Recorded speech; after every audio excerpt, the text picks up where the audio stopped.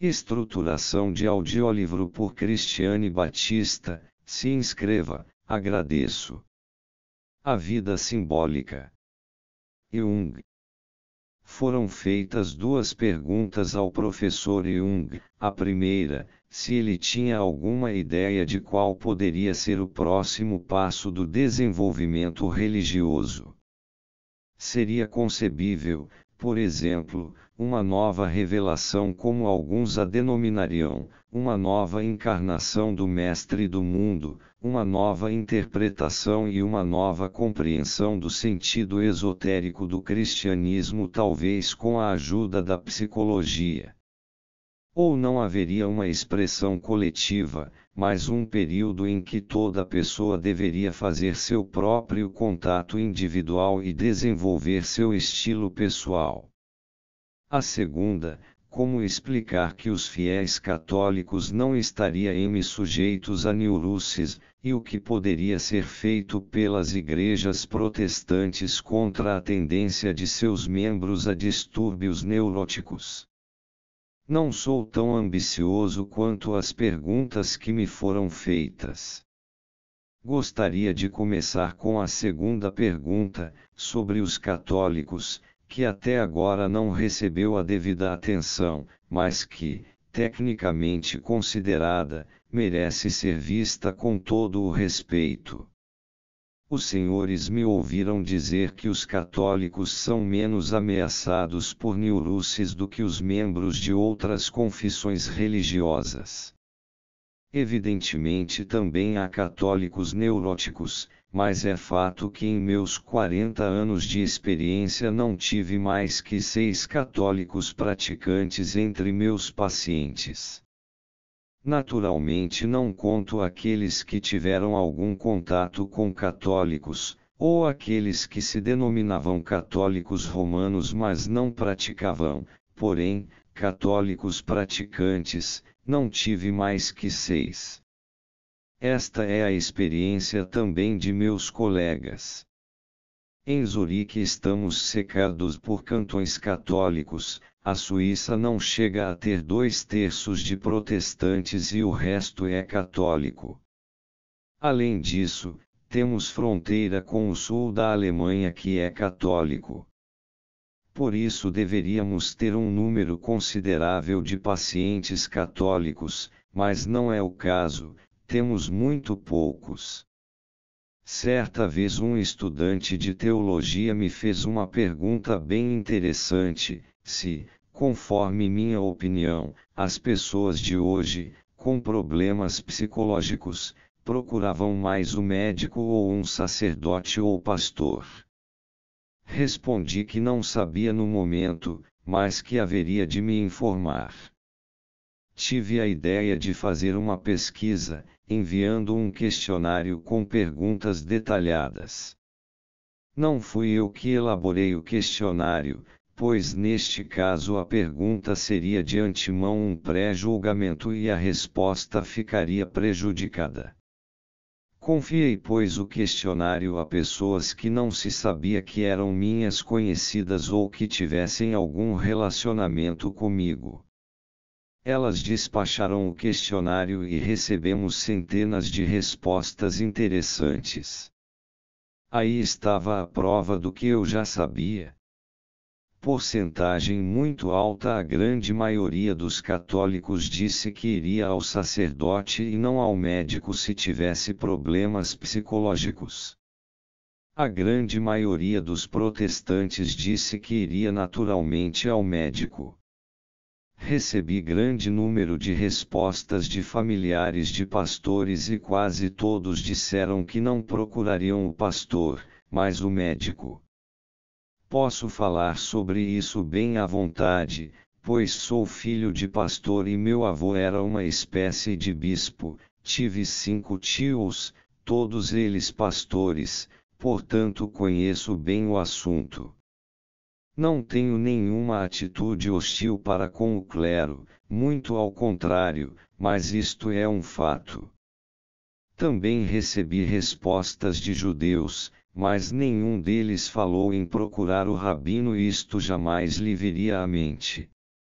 Um chinês me deu uma resposta clássica: quando sou jovem vou ao médico, quando sou velho procuro o filósofo. Havia respostas também de representantes do clero. Quero mencionar uma resposta que acredito não seja de forma alguma representativa, mas que lança certa luz sobre um tipo específico de teólogo.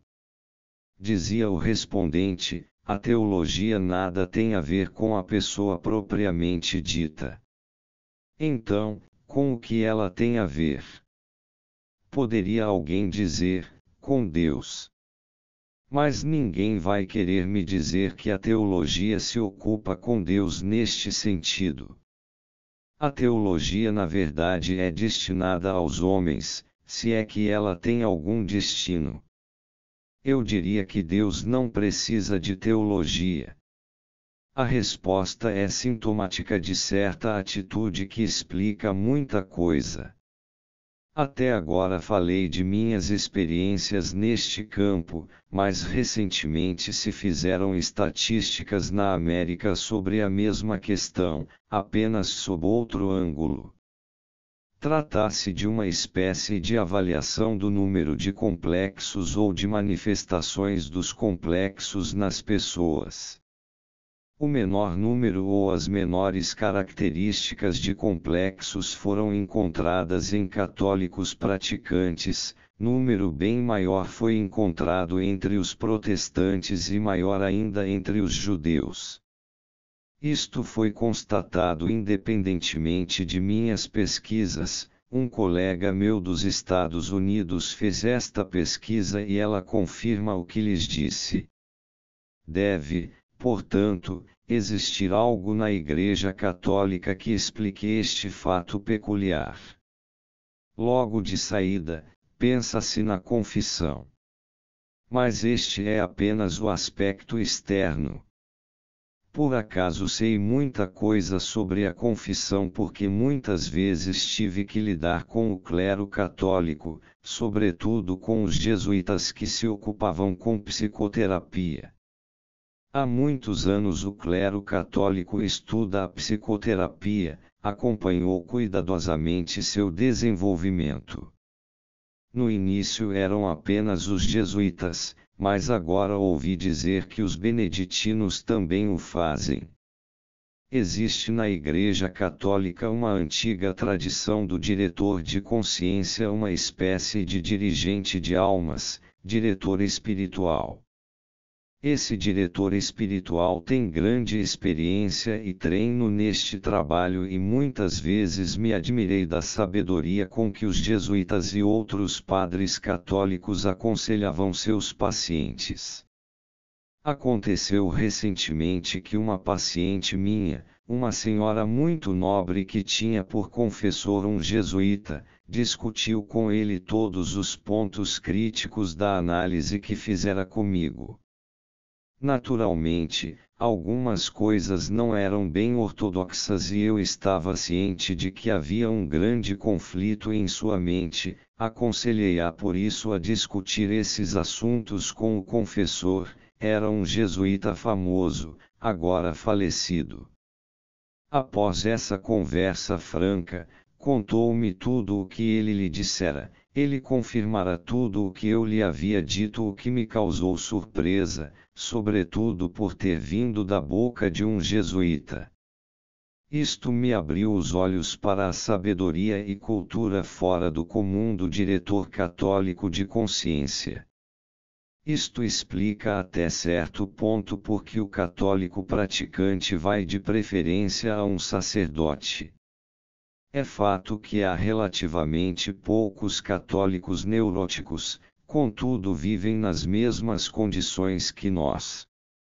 Provavelmente sofrem sob as mesmas condições sociais que nós, sendo de se esperar também muitas neuroses. Deve haver algo no culto, na verdadeira prática religiosa, que explique o fato peculiar de haver menos complexos, ou de estes complexos se manifestarem muito menos nos católicos do que em outras pessoas. Este algo é, além da confissão, o próprio culto. É, por exemplo, a missa. O cerne da missa contém um mistério vivo, e é isso que funciona. Por mistério vivo não pretendo significar algo misterioso, uso mysterium aqui no sentido que sempre teve um mysterium tremendum. Mas a missa não é o único mistério na Igreja Católica. Há outros mistérios. Eles já começam na preparação simples das coisas na igreja. Tomemos, por exemplo, a preparação da água batismal, o rito da bênção da fonte batismal na noite da vigília pascal. Aí se pode ver que ainda se realiza uma parte dos mistérios de Eleusis. Se perguntarmos a um sacerdote comum algo sobre essas coisas, não saberá explicar. Ele nada conhece disso. Certa vez pedi ao bispo de Friburgo, na Suíça, que nos enviasse alguém para explicar o mistério da missa. Foi um desastre, não conseguiu transmitir quase nada. Só conseguiu confessar a admirável impressão, a maravilhosa sensação mística, mas não soube explicar o porquê dessa sensação. Eram apenas emoções, e nós não pudemos fazer nada com isso. Mas quando nos aprofundamos na história do rito, quando tentamos compreender toda a estrutura desse rito, incluindo os demais ritos que o cercam, vimos que é um mistério que vai até aos inícios da história da mente humana. Ele retrocede muito além dos inícios do cristianismo. Sabemos que partes importantes da missa, como, por exemplo, a hóstia, pertenciam ao culto de Mitra. No culto de Mitra usava-se pão, marcado com uma cruz ou dividido em 4 partes, usavam-se pequenos sinos de água batismal. Isto sem dúvida é pré-cristão. Temos, inclusive, textos que comprovam isso. O rito da água divina, ou da aqua permanens, água eterna, é uma concepção alquímica, mais antiga do que o uso cristão. E quando se estuda a Benedictio Fontis, a preparação propriamente dita da água, vemos que se trata de um procedimento alquimista, e temos um texto do 1º século, do Pseudo-Demócrito, que informa sobre a finalidade da bênção. São fatos reais e comprovados. Eles apontam para a pré-história, para uma continuidade de tradição que remonta a séculos antes do nascimento de Cristo. Estes mistérios sempre foram a expressão de uma condição psicológica fundamental. A pessoa externa suas condições psicológicas fundamentais e mais importantes neste rito, nesta magia, ou qualquer nome que possa ter. E o rito é o desempenho cultual desses fatos psicológicos básicos. Isto explica por que não se deveria mudar nada no rito. Um rito deve ser realizado segundo a tradição e, se houver nele qualquer mudança que seja, incorre-se em erro. Não se deve permitir que a razão nele interfira. Tomemos, por exemplo, o dogma mais difícil, o dogma da concepção virginal. É absolutamente errado querer racionalizá-lo. Se o deixarmos como está, como nos foi transmitido, então ele é verdadeiro, mas se o racionalizarmos, ele é falso, porque está sendo deslocado para o campo do intelecto brincalhão que não entende o mistério. É o mistério da virgindade e da concepção virginal, e isto é um fato psicológico da máxima importância. É lamentável que não mais o compreendamos. Mas, os senhores sabem que em séculos mais remotos as pessoas não precisavam desse tipo de compreensão intelectual. Somos muito orgulhosos disso, mas não temos razão para tanto. Nosso intelecto é totalmente incapaz de entender essas coisas. Não estamos psicologicamente desenvolvidos o suficiente para entender a verdade extraordinária dos ritos e dos dogmas. Por isso esses dogmas nunca deveriam ser submetidos a qualquer tipo de crítica. Por isso, quando trato de um verdadeiro cristão, de um verdadeiro católico, eu sempre o submeto ao dogma e digo, aferre-se a isso. E se você começar a criticá-lo intelectualmente sob qualquer aspecto, eu vou analisá-lo e aí você estará na pior. Quando um católico praticante me procura, eu lhe pergunto, você contou isso a seu confessor? Ele dirá naturalmente, não, ele não entende disso. Digo-lhe então, mas, o que então você confessou?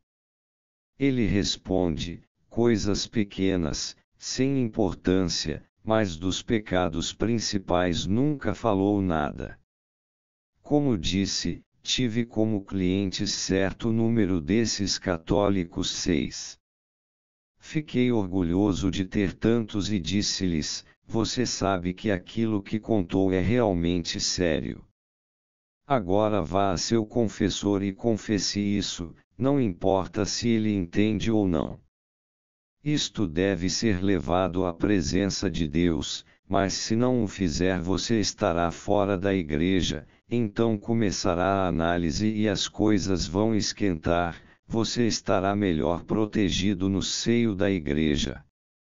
Como os senhores percebem, levei essas pessoas de volta à igreja e recebi uma bênção especial do Papa por ter ensinado a alguns católicos proeminentes a maneira correta de confessar-se.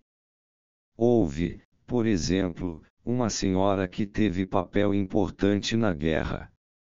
Era católica fervorosa e costumava passar as férias de verão na Suíça. Existe aqui um célebre mosteiro com vários monjas, e era para lá que se dirigia para confessar e receber aconselhamento espiritual. Sendo pessoa prendada, começou a interessar-se um pouco demais pelo confessor e este por sua vez começou a interessar-se um pouco demais por ela, e surgiu o conflito. Ele foi removido para a clausura e ela entrou naturalmente em colapso, sugeriram-lhe que me procurasse. Quando veio, estava cheia de revolta contra as autoridades que haviam interferido. Aconselhei-a a voltar aos seus superiores espirituais e confessar toda a situação. Ao voltar para Roma, onde morava e tinha um confessor, este lhe perguntou, já a conheço há muitos anos, como foi que agora a senhora faz uma confissão tão aberta? E ela declarou que havia aprendido isto de um médico. Esta é a história que me levou a receber uma bênção especial e particular do Papa. Minha posição neste assunto é a seguinte: enquanto um paciente é deveras membro de uma igreja, deve levar isto a sério. Deveria ser real e sinceramente um membro daquela igreja e não ir ao médico para resolver seus conflitos quando acredita poder fazer isso com Deus. Quando, por exemplo, um membro do grupo Oxford me procura para tratamento, eu lhe digo, você pertence ao grupo Oxford, enquanto for membro dele, resolva seus assuntos com o grupo. Não posso fazer nada melhor do que Jesus.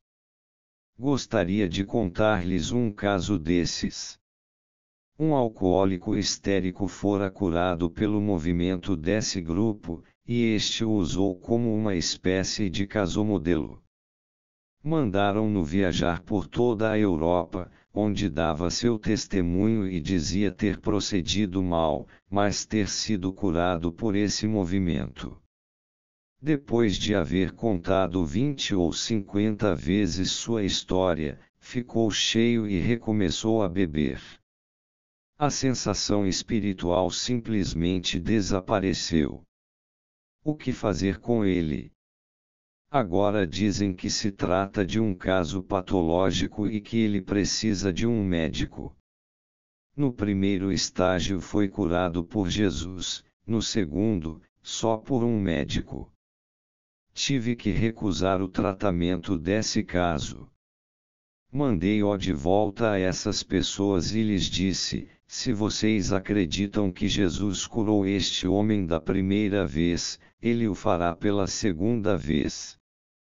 E se ele não o puder, vocês não estão supondo que eu possa fazê-lo melhor do que Jesus, não é? Mas é exatamente o que pensam. Quando uma pessoa é patológica, então Jesus não ajuda, só o médico pode ajudar. Enquanto alguém acredita no movimento do grupo Oxford, deve permanecer ali, e enquanto uma pessoa é da Igreja Católica, deve estar na Igreja Católica para o melhor e para o pior, e deveria ser curada através dos meios dela. E saibam os senhores que eu vi que as pessoas podem ser curadas por esses meios é um fato. A absolvição e a Sagrada Comunhão podem curá-los, mesmo em casos bem sérios. Se a experiência da Sagrada Comunhão for real, se o rito e o dogma expressarem plenamente a situação psicológica do indivíduo, ele pode ser curado. Mas se o rito e o dogma não expressarem plenamente a situação psicológica do indivíduo, ele não pode ser curado. Eis a razão por que existe o protestantismo, porque ele é tão incerto, porque ele se divide tanto. Isto não é uma objeção ao protestantismo, é exatamente a mesma história que aquela do Código de Napoleão. Após o Código de Napoleão estar em vigor por um ano, o homem encarregado de executar as ordens de Napoleão voltou com grande número de anotações. Diante de tantas propostas de mudanças, Napoleão encarou-a e perguntou: mas como? Quer dizer que o código está morto? Mas camenta. Este se que é liquid est morta.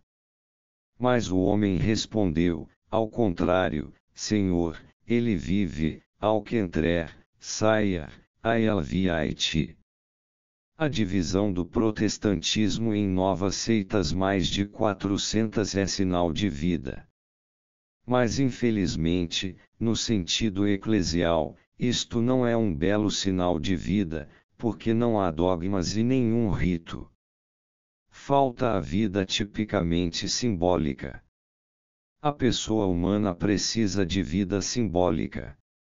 E precisa com urgência. Nós só vivemos coisas banais, comuns, racionais ou irracionais que naturalmente também estão dentro do campo de interesse do racionalismo, caso contrário não poderíamos chamá-las irracionais. Mas não temos vida simbólica. Onde vivemos simbolicamente? Em parte alguma, exceto onde participamos no ritual da vida. Mas quem de muitos de nós participa do ritual da vida?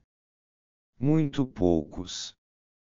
E quando se olha para a vida ritual da Igreja Protestante, ela é quase nula. Até mesmo a Sagrada Comunhão foi racionalizada.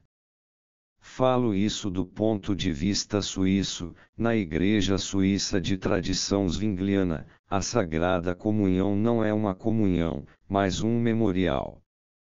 Também não há missa, não há confissão, não há ritual nem vida simbólica. Algum dos senhores tem em sua casa um cantinho onde possa realizar os ritos, como se vê na Índia. Lá até as casas mais simples têm um canto separado com uma cortina onde os membros da família podem levar sua vida simbólica, onde podem fazer novos votos e meditar. Nós não temos isso, não temos um canto desses. Temos naturalmente nosso quarto, mas lá existe um telefone que pode tocar a qualquer hora, e temos de estar sempre preparados.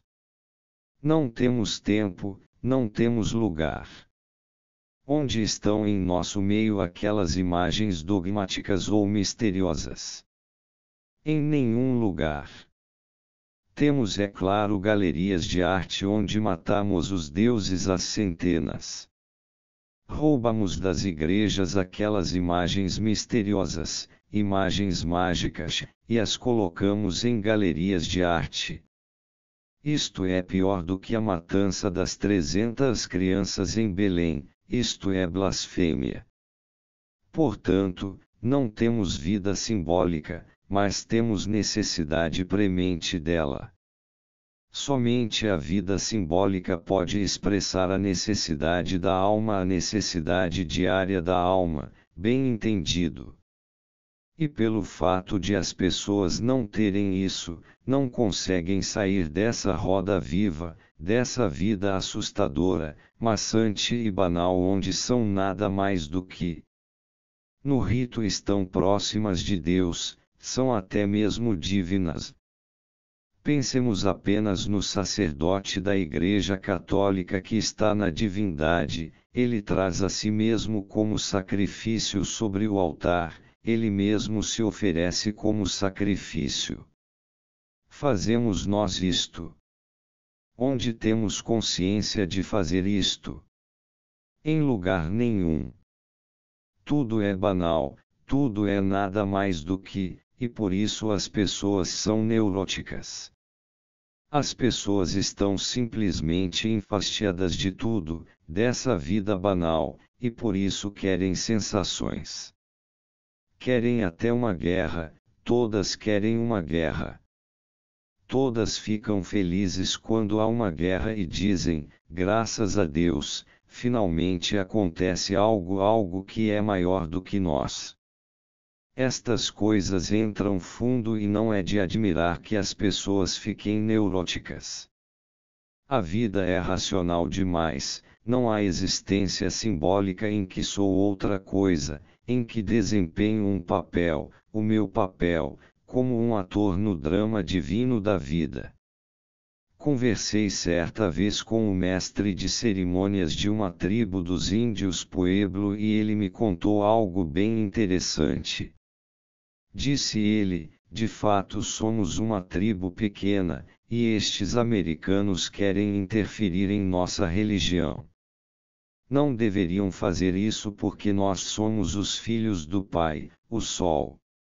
Aquele que está lá, apontando para o Sol, é o nosso Pai. Temos que ajudá-lo todo dia a despontar no horizonte e caminhar pelo céu. Nós o fazemos não só para nós mesmos, mas para toda a América, para o mundo todo. E se esses americanos interferirem em nossa religião com suas missões, eles vão ver uma coisa. Em 10 anos o Pai Sol já não surgirá, pois já não poderemos ajudá-lo. Os senhores talvez digam que isto é uma espécie de loucura mansa. Lê do engano. Essas pessoas não têm problemas.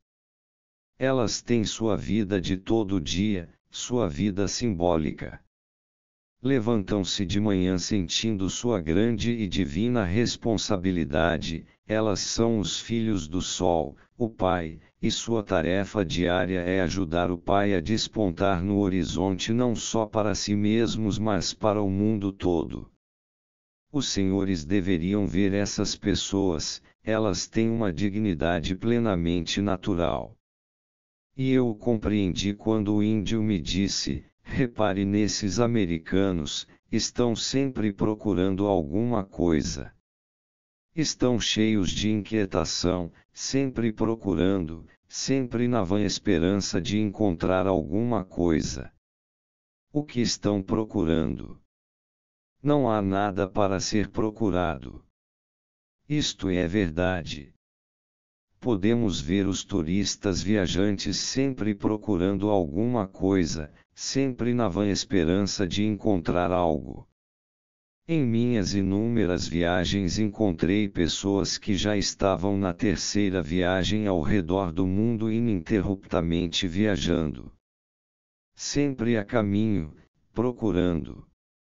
Na África Central encontrei uma senhora que viera sozinha, de carro, da cidade do Cabo e estava indo para o Cairo. Perguntei-lhe: por que está fazendo isso? Fiquei surpreso ao ver seus olhos. Eram os olhos de um animal acuado, sempre procurando, sempre esperando encontrar algo. Disse-lhe então: o que a senhora procura? O que está esperando? Atrás de que está correndo? Ela está quase possessa, está possuída por muitos demônios que a instigam sempre. E por que está possessa? Porque não leva uma vida que tenha sentido. Sua vida é total e grotescamente banal, muito pobre, sem sentido e sem qualquer objetivo. Se for assassinada hoje, nada aconteceu, nada desapareceu, porque ela não foi nada. Mas se pudesse dizer: eu sou a filha da lua. Toda noite preciso ajudar a lua, minha mãe, a surgir no horizonte, isto seria outra coisa. Então ela viveria, então sua vida teria sentido em todo o tempo e para toda a humanidade. Isto traz paz, quando as pessoas sentem que estão vivendo a vida simbólica, que são atores do drama divino. Unicamente isto dá sentido à vida humana, tudo o mais é banal e pode ser dispensado. Uma carreira ou a geração de filhos, tudo é maia comparado com esta única coisa, que nossa vida tenha sentido. Este é o segredo da Igreja Católica, até certo ponto ela pode viver a vida com sentido. Por exemplo, se uma pessoa pode assistir diariamente ao sacrifício do Senhor e participar de sua substância, fica repleta de deidade e repete todos os dias o sacrifício eterno de Cristo. O que estou dizendo são apenas palavras, mas para a pessoa que vive isto realmente significa o mundo inteiro. Significa mais do que o mundo todo, porque faz sentido para ela.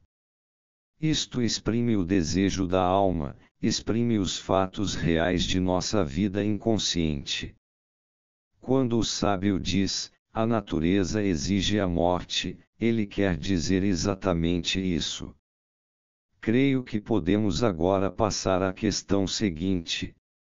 Aquilo que falei acima refere-se infelizmente em grande parte ao passado. Não podemos fazer a roda do tempo girar para trás, não podemos voltar ao simbolismo que faz parte do passado. Assim que nos certificamos de que algo é simbólico, dizemos logo: pois é, então isso provavelmente significa outra coisa. A dúvida o matou e o engoliu. Por isso não é possível voltar. Já não posso voltar à Igreja Católica, já não posso experimentar o milagre da missa, sei demais sobre isso. Sei que é verdade, mas é a verdade numa forma já não aceitável para mim. Não posso dizer: este é o corpo do Senhor e nem vê-lo. Simplesmente não consigo. Isto já não é uma verdade para mim, não exprime minha disposição psicológica. Minha disposição psicológica exige outra coisa. Preciso de uma situação em que o todo se torne outra vez verdade. Preciso de uma forma nova. Quando se teve a infelicidade de ser excluído de uma igreja, ou quando saímos espontaneamente dizendo: tudo isso é bobagem, nisso não reside mérito algum. Mas ser membro dela e sentir-se forçado, digamos, por Deus a abandoná-la, então sim estamos legitimamente extra-eclesião. Mas extra-eclesião nulla salus, fora da igreja não há salvação, então as coisas ficam realmente terríveis, porque não estamos mais protegidos, não estamos mais no consenso gentium, consenso dos povos, não estamos mais no seio da mãe compassiva. Estamos sós, e todas as forças do inferno estão soltas. Isto é o que as pessoas não sabem. Por isso dizem que temos neuroses de ansiedade, medos noturnos, compulsões e tantas coisas mais. A alma ficou solitária, ela está extra-eclesião e num estado de não salvação. E as pessoas não sabem disso. Consideram seu estado patológico e os médicos confirmam esta suposição. Quando eles o dizem e quando todos são da mesma opinião de que isto é neurótico e patológico, então temos de entrar nessa linguagem. Eu falo a linguagem de meus pacientes. Quando falo com loucos, uso a linguagem dos loucos, caso contrário eles não entendem. E quando falo com neuróticos, uso sua linguagem neurótica. Mas é falatório neurótico se alguém disser que isto é uma neurose. Na verdade é bem outra coisa, é o terrível medo da solidão. É a alucinação da solidão e é uma solidão que não pode ser mitigada por nada. Podemos ser membros de uma sociedade com milhares de membros, e assim mesmo sermos sós. Aquilo dentro de nós que deveria viver está só, ninguém o toca e ninguém o conhece, nem mesmo nós próprios. Mas ele continua agitando, perturba, desassossega e não dá descanso. Como veem, fui simplesmente forçado por meus pacientes a tentar encontrar uma saída para tal sofrimento. Não pretendo fundar uma religião e nada sei a respeito de uma religião do futuro. Sei apenas que em certos casos acontecem tais e tais coisas.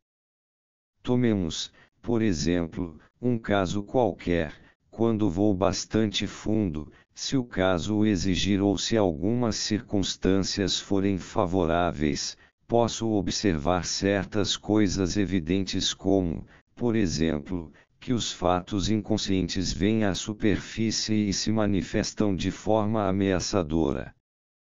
Isto é muito desagradável.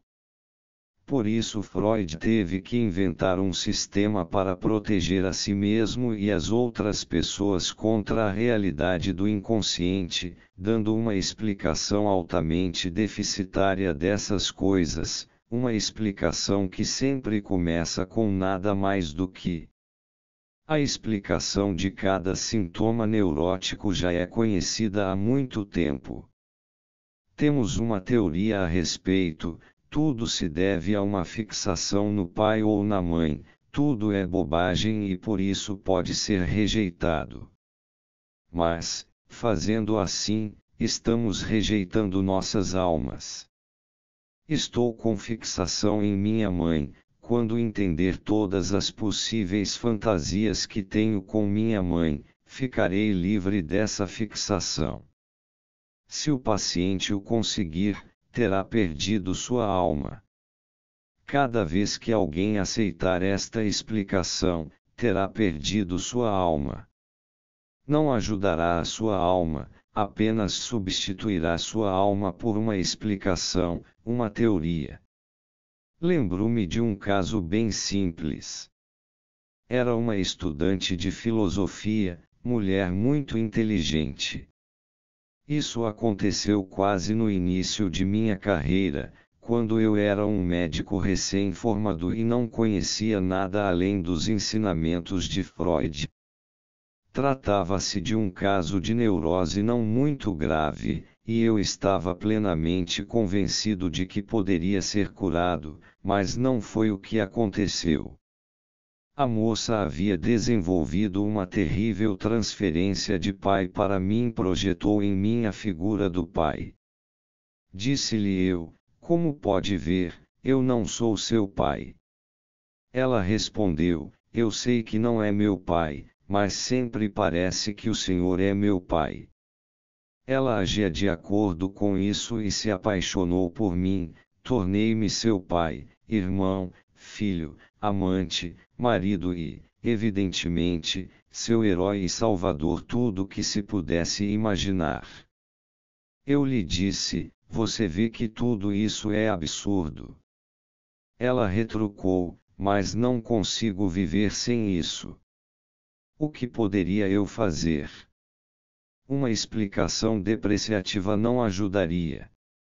Ela disse: o senhor pode dizer o que quiser, o fato é este. Ela estava nas garras de uma imagem inconsciente. Tive então uma ideia: se alguém sabe alguma coisa sobre isso, deve ser o inconsciente que criou uma situação tão desagradável. Comecei então a observar com seriedade os sonhos dela, não para captar certas fantasias, mas para entender realmente como seu sistema psíquico reagia a uma situação tão anormal ou a uma situação tão normal, se quisermos, pois esta situação é comum. Nos sonhos dela eu apareci como o pai. Analisamos estes sonhos. Depois apareci como amante e até como marido, tudo na mesma linha. Comecei então a mudar de estatura, eu era maior do que o comum dos seres humanos, algumas vezes tinha até atributos divinos. Pensei comigo: esta é a velha ideia do Salvador. E a partir de então fui assumindo as formas mais divertidas. Apareci, por exemplo, na forma de um deus, no meio de uma campina, segurando-a nos braços como se ela fosse uma criança. O vento soprava sobre o trigal e os campos ondulavam como vagas e eu a embalava nos braços da mesma forma. Quando tomei conhecimento dessa imagem, pensei: agora entendo o que o inconsciente quer transformar-me num deus. A moça precisa de um deus, ao menos o seu inconsciente precisa dele. Seu inconsciente queria encontrar um deus e, como não pudesse encontrá-lo, ele diz: Dr. Jung é um deus. Disse, pois, a ela: certamente não sou um deus, mas o seu inconsciente precisa de um deus. É uma necessidade séria e autêntica. Nenhuma época antes da nossa satisfez esta necessidade. Você é apenas uma dúvida intelectual, assim como eu, mas não o sabemos. Isto mudou completamente a situação e provocou uma diferença colossal. Eu curei aquele caso porque satisfiz a necessidade do inconsciente. Posso narrar-lhes outro caso. A paciente era uma jovem judia. Era muito cômica, elegante e agradável e eu pensei: que coisinha mais fútil. Ela sofria de uma neurose terrível, uma neurose de ansiedade com terríveis ataques de medo, sofria disso há anos. Esteve antes em tratamento com outro analista e o deixou com a cabeça virada. Ele se apaixonou por ela e não a ajudou em nada. A moça veio procurar-me. Na noite anterior eu nunca a tinha visto antes. Tive um sonho em que uma jovem muito bonita me procurou e eu não conseguia entender nada de seu caso. De repente pensei: caramba! Ela tem um complexo fabuloso de pai. Considerei isso uma espécie de revelação. Fiquei muito impressionado com o sonho, mas não atinava a que ele pudesse referir-se. Quando, no dia seguinte, a moça apareceu, pensei logo no meu sonho: talvez seja ela. Contou-me sua história. Não consegui entender do que se tratava, mas pensei, não se trataria de um complexo de pai. Nada me indicava que fosse um complexo de pai, mas ocorreu-me perguntar-lhe algo mais detalhado sobre a história de sua família. Descobri que era de uma família assídica, família de grandes místicos. Seu avô havia sido uma espécie de rabi milagroso, tinha uma segunda face. Seu pai rompeu com esta comunidade mística e ela era totalmente cética e exclusivamente científica em sua visão do mundo. Era uma pessoa muito inteligente, com aquela espécie de intelecto assassino, muito encontrado entre os judeus. Pensei comigo, o que isto tem a ver com sua neurose? Por que sofre de um medo tão profundo? Então lhe falei, preste atenção, vou dizer-lhe algo que você provavelmente considerará tolice, você tornou-se infiel ao seu Deus. Seu avô levou uma vida agradável a Deus, mas você é pior do que um herege, você traiu o mistério de sua raça. Você pertence ao povo eleito, e que vida você está levando? Não admira, pois, que você tenha medo de Deus, que sofra por causa do medo de Deus. Dentro de uma semana, eu havia curado sua neurose de ansiedade, e isto não é mentira, estou muito velho para mentir, é um fato. Antes ela se havia submetido a meses e meses de análise, mas tudo era muito racional. Minha observação foi a virada, como se de repente tivesse compreendido tudo e toda a sua neurose desapareceu. Ela havia perdido o sentido das coisas, estava baseada no erro de que poderia viver apenas com seu miserável intelecto num mundo perfeitamente banal, quando na verdade ela era uma filha de Deus e poderia ter vivido a vida simbólica. Ali teria preenchido o desejo secreto que existia dentro dela, que era também o de sua família. Tinha esquecido tudo isso e estava vivendo em plena contradição com todo o seu sistema natural.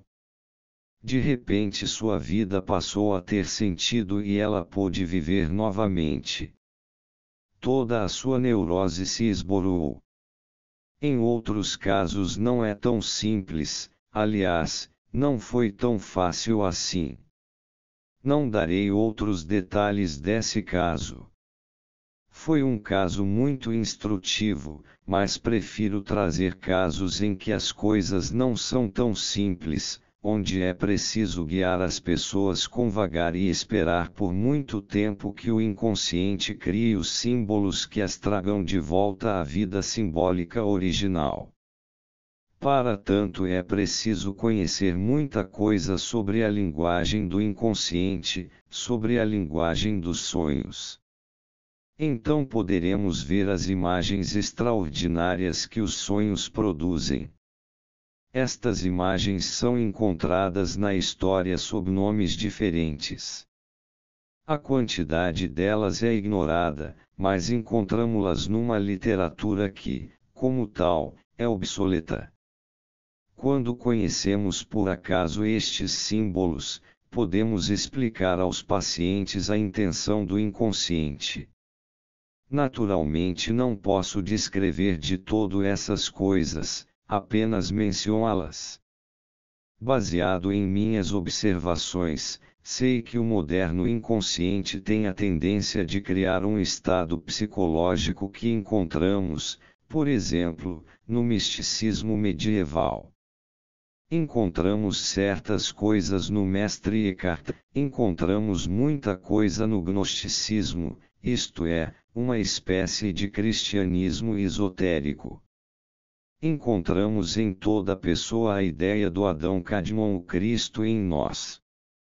Cristo é o segundo Adão, o que corresponde nas religiões orientais à ideia do Atman ou do homem total, do homem original, o homem todo redondo de Platão que é simbolizado por um círculo ou por uma pintura com motivos redondos.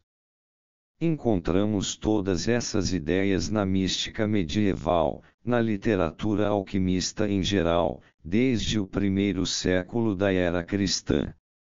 Encontramos-las no gnosticismo e encontramos muitas delas naturalmente no Novo Testamento, em Paulo. Mas é um desenvolvimento absolutamente consistente da ideia de Cristo em nós, não o Cristo histórico fora de nós, mas o Cristo dentro de nós, e o argumento diz que é imoral deixar Cristo sofrer por nós, que ele já sofreu, que chega e que devemos finalmente carregar nossos próprios pecados e não colocá-los sobre Cristo, nós todos deveríamos carregá-los em conjunto. Cristo expressa a mesma ideia quando diz: eu estou presente no menor de vossos irmãos. E o que dizer, meu caro, se o menor de seus irmãos fosse você mesmo, o que dizer então? Então você percebe que Cristo não deveria ser o menor em sua vida e que nós temos um irmão dentro de nós que é realmente o menor de nossos irmãos, muito pior que o pobre mendigo a quem demos comida. Isto significa que temos dentro de nós uma sombra, alguém muito mau, alguém extremamente pobre, mas que precisa ser aceito. O que fez Cristo sejamos bem banais quando o consideramos como ser puramente humano. Cristo foi desobediente à sua mãe, Cristo desobedeceu à sua tradição, Cristo se apresentou como enganador e representou esse papel até o amargo fim, ele sustentou sua hipótese até seu triste fim. Como nasceu Cristo? Na maior miséria. Quem era seu pai? Era filho ilegítimo do ponto de vista humano, uma situação lamentável, uma pobre moça que tinha um filho pequeno. Isto é o nosso símbolo, isto somos nós somos tudo isto. E se alguém viver sua própria hipótese até o amargo fim, e tiver que pagar talvez com a morte, saberá que Cristo é seu irmão. Isto é psicologia moderna, isto é o futuro. Este é o verdadeiro futuro, este é o futuro que eu conheço, mas o futuro histórico pode ser bem diferente. Não sabemos se será a Igreja Católica que vai colher os frutos do que agora estamos semeando. Não sabemos se Hitler vai fundar um novo Islã. Está no melhor dos caminhos para isto, ele é como Maomé. O sentimento na Alemanha é islâmico, guerreiro e islâmico. Estão todos embriagados de um Deus feroz. Isto pode ser o futuro histórico. Mas eu não estou absolutamente interessado num futuro histórico, nem um pouco. O que me interessa exclusivamente é a realização daquela vontade que vive em cada pessoa. Minha história é somente a história daquelas pessoas que irão realizar sua hipótese. Este é todo o problema, este é o problema dos fiéis índios Pueblo, fazer hoje todo o necessário para que meu pai possa surgir no horizonte. Este é o meu ponto de vista. Pois bem, acho que falei o suficiente. Discussão. Coneguaga England, no rito da Igreja na Inglaterra, dizemos após a Santa Comunhão: aqui oferecemos e apresentamos a vós, Senhor, a nós mesmos de corpo e alma como um sacrifício salutar, santo e vivo. Este é o sacrifício e o ritual que satisfaria as condições que o Senhor exige, não é? Professor Jung, sem dúvida. A Igreja Anglicana tem aqui uma grande vantagem. Ela não representa todo o mundo protestante, nem é tão protestante na Inglaterra. O bispo de Sudak, a questão é se podemos falar dela como pertencendo ao mundo protestante. Professor Jung, mas eu chamaria a Igreja Anglicana de verdadeira igreja. O protestantismo em si não é igreja. O bispo de Sudak, há, porém, outras partes do mundo protestante que têm igrejas. Temos, por exemplo, os luteranos na Suécia, podemos considerá-los um exemplo de igreja reformada. Suas condições são mais ou menos as nossas. O senhor já teve algum contato com o rito ortodoxo? O rito russo produz o mesmo efeito. Professor Jung, temo que, devido aos acontecimentos históricos, tenha havido uma interrupção. Tive contato com algumas pessoas ortodoxas e, infelizmente, já não eram muito ortodoxas. O bispo de Sudak, encontrei em Paris uma colônia de exilados russos que se esforçavam ao máximo para conservar viva e quase sem modificação alguma a antiga religião russa. Professor Jung, nunca encontrei um verdadeiro membro da Igreja Ortodoxa, mas como eles praticam a vida simbólica nessa igreja, estou plenamente convencido de que estão corretos. O bispo de Sudak, os anglicanos estão mais em contato com os ortodoxos do que com os católicos que nos parecem simbólicos demais, não enfrentam com suficiente determinação os fatos dos quais deveriam cuidar. Eles possuem uma espécie de psicologia do exílio, um mundo só deles, e eu temo esta psicologia para alguns de nossos próprios membros que procuram refúgio no simbolismo em vez de assumir sua responsabilidade. Professor Jung, é possível enganar usando a melhor das verdades, é possível enganar com tudo. Assim há pessoas que procuram refúgio ilegítimo no simbolismo. Por exemplo, há mosteiros cheios de pessoas que fogem da vida e de suas obrigações, vivendo a vida simbólica de seu passado. Tais enganos são sempre castigados, mas é um fato que elas o suportam de alguma forma, sem ficar neuróticas demais. Na vida simbólica há um valor específico. É um fato que os australianos primitivos lhe dedicam 2/3 de seu tempo disponível, tempo de vida em que estão conscientes. O bispo de Sudak. O rei Alfredo o Grande fez algo semelhante. Professor Jung. Sim, este é o segredo das civilizações primitivas.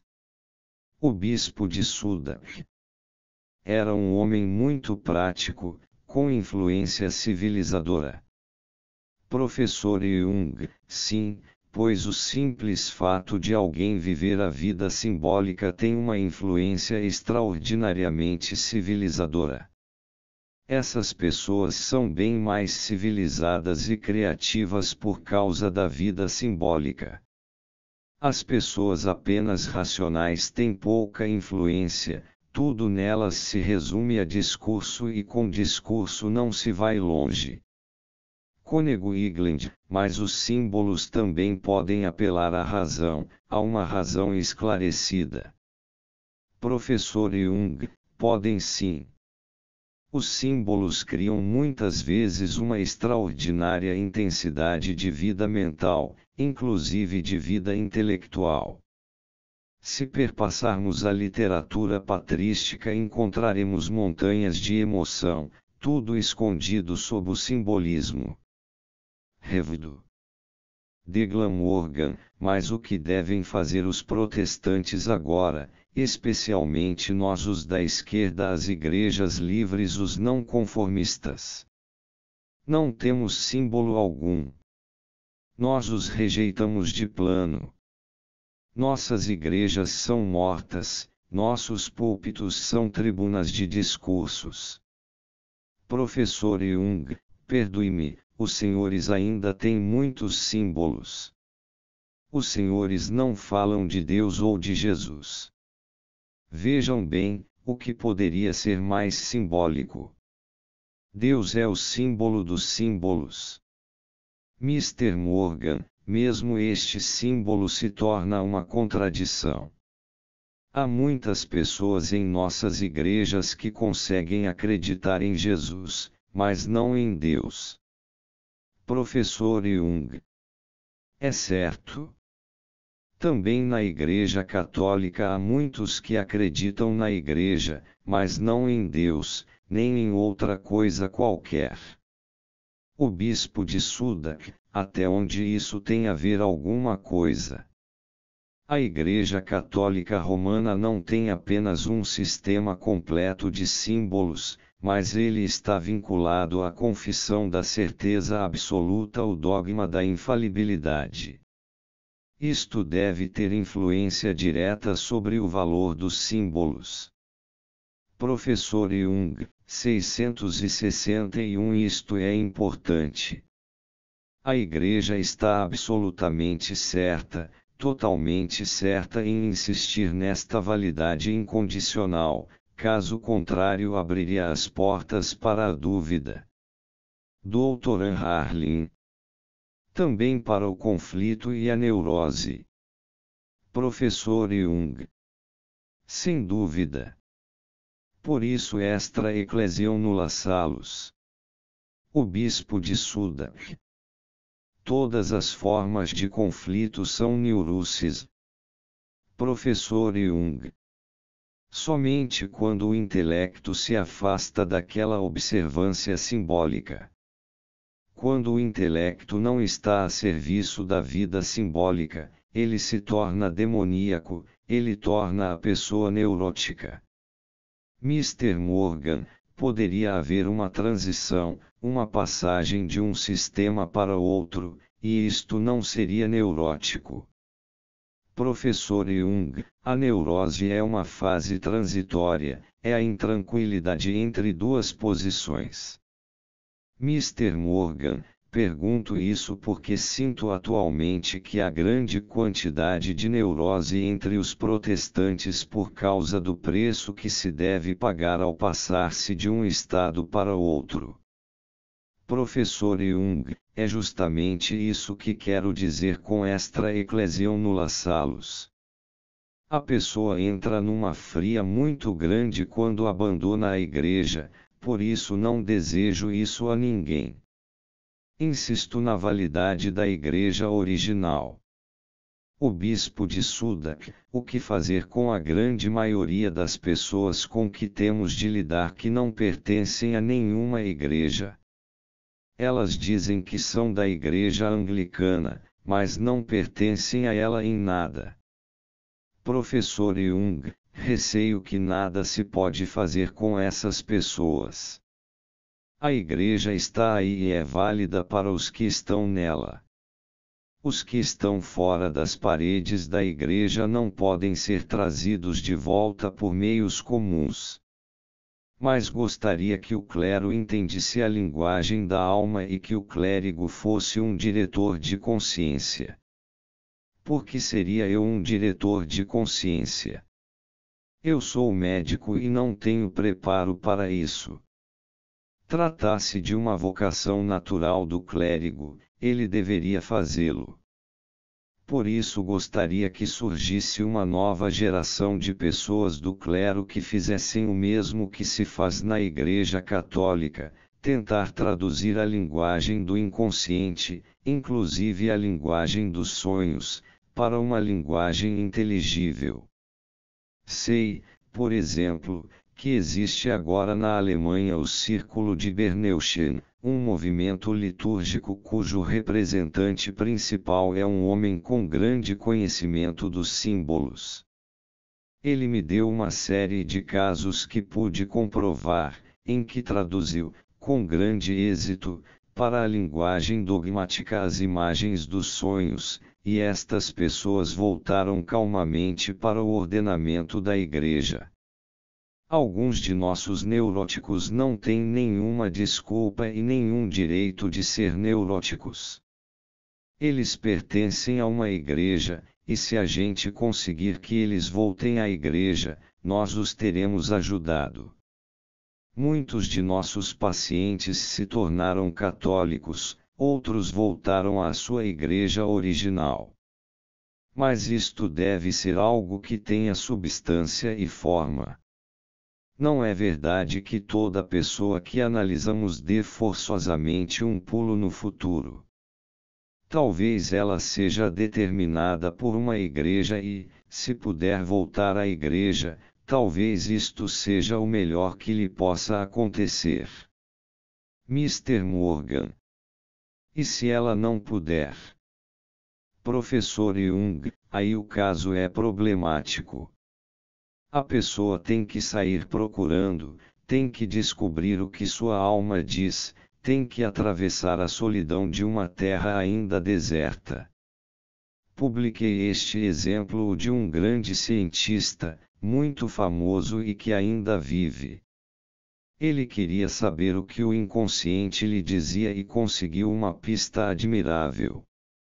Este homem entrou na linha de novo porque aceitou aos poucos os dados simbólicos e agora leva uma vida religiosa, a vida de um atento observador. A religião consiste na observação atenta dos dados. Ele agora observa todas as coisas que lhe são trazidas pelos sonhos, este é o seu único guia. Com isso estamos num novo mundo, somos exatamente como os primitivos. Quando fui à África Oriental, cheguei a uma pequena tribo no Monte Elgon e perguntei ao curandeiro sobre os sonhos. Ele disse: eu sei o que o senhor pensa. Meu pai ainda teve sonhos. E o senhor não tem sonhos? Perguntei. Ele se pôs a chorar e respondeu: não, já não tenho sonhos. Perguntando-lhe por que ele respondeu: desde que os ingleses chegaram ao país, o comissário do distrito sabe quando vai haver guerra, quando haverá doenças, sabe onde nós devemos viver, ele não permite que saiamos daqui. Agora a orientação política é dada pelo comissário distrital, a inteligência superior do homem branco. Portanto, para que ter sonhos? Os sonhos eram a orientação original do homem na grande escuridão. Leiam o livro de Rasmussen sobre os esquimós do polo. Ele descreve como um curandeiro se tornou chefe de sua tribo por causa de uma visão. Quando uma pessoa vive em lugares selvagens, a escuridão traz os sonhos somnia dei ou missa que a orientarão. Sempre foi assim. Eu não fui conduzido por nenhuma espécie de sabedoria, fui conduzido por sonhos, como qualquer primitivo. Tenho vergonha de dizê-lo, mas sou tão primitivo como qualquer africano, porque nada sei.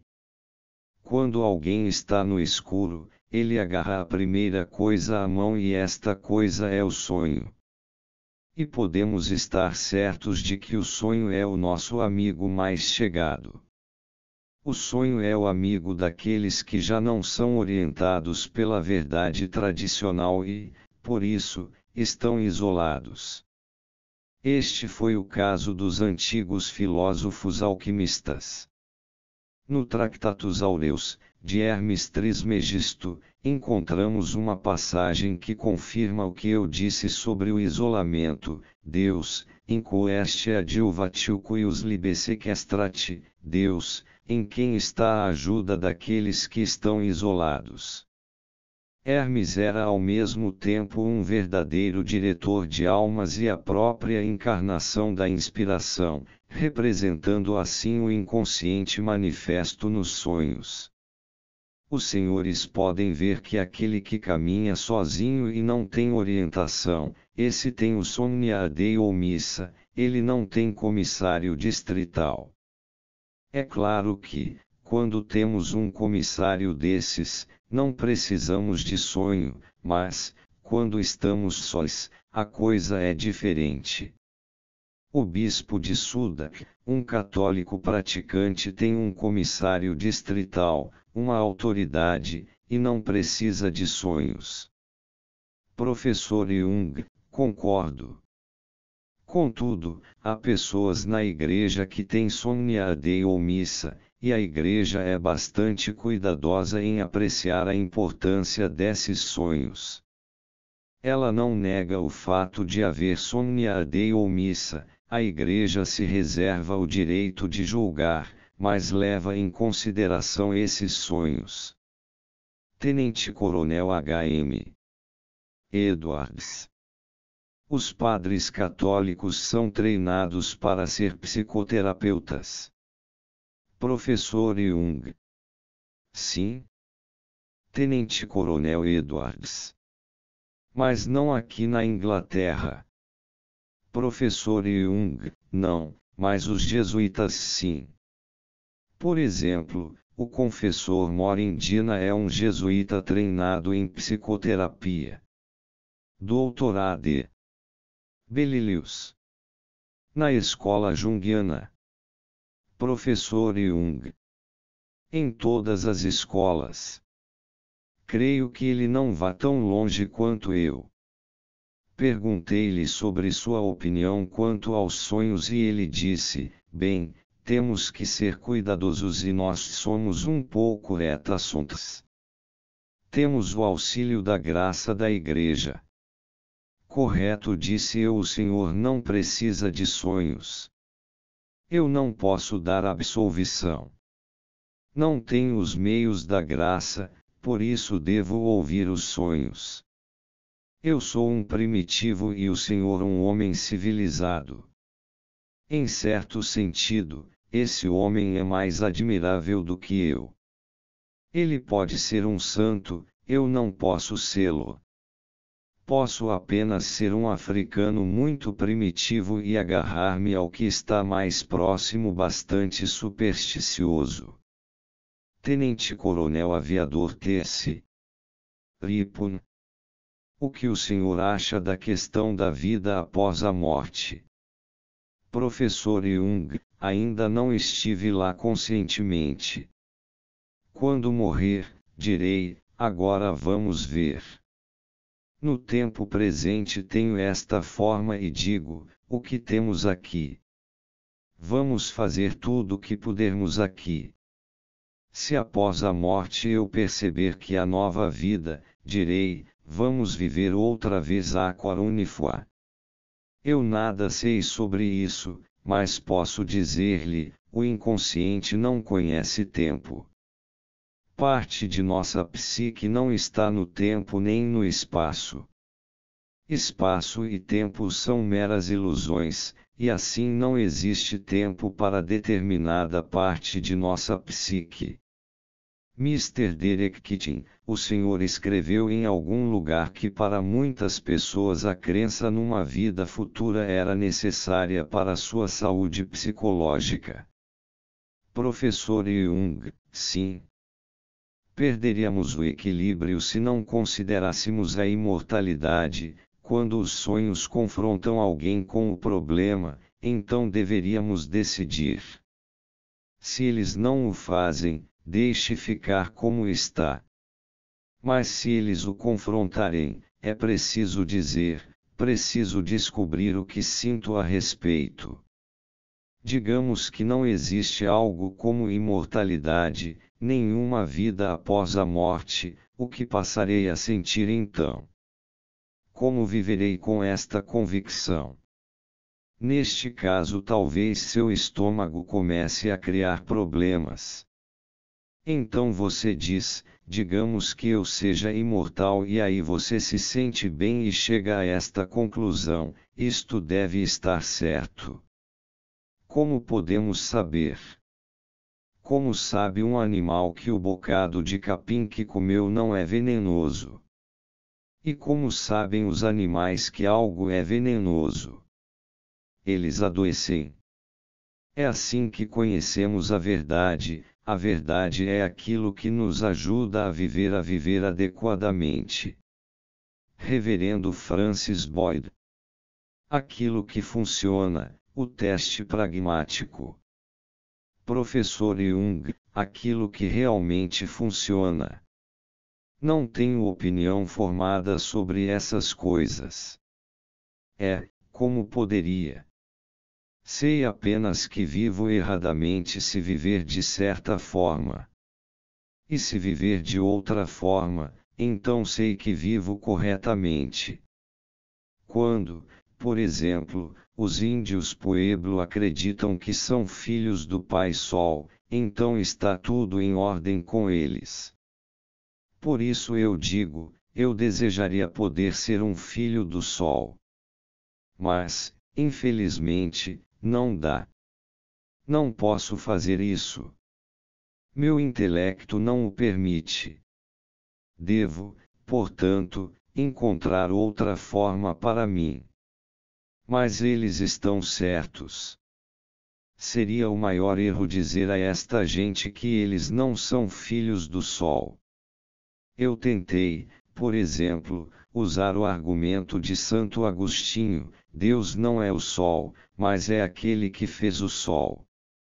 Mas o meu interlocutor Pueblo entrou num estado de pânico. Ele considerou isso a mais tremenda das blasfêmias e disse: Este é o Pai, não há outro Pai por trás dele. Como podemos pensar num Pai que não vemos? E enquanto viverem nessa crença, ela será verdadeira. Tudo que vive na Terra é verdadeiro. Assim, o dogma cristão é verdadeiro, mais verdadeiro do que possamos imaginar. Nós nos julgamos mais espertos. Enquanto não o entendemos, enquanto não percebermos até onde isto pode levar, não temos razão para negá-lo.